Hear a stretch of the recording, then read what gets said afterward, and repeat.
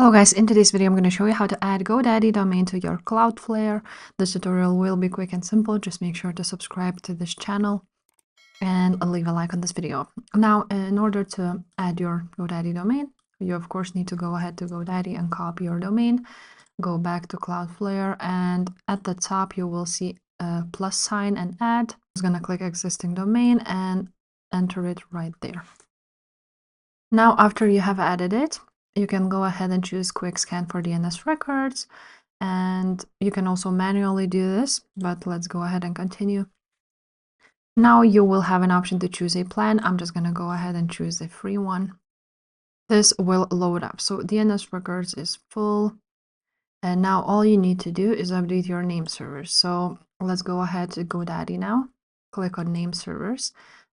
Here I am on domains portfolio. And from here, you're going to click change name servers.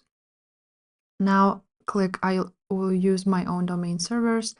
And from here, we're going to go ahead and copy the name servers. So let's go ahead and copy this one and add it to here.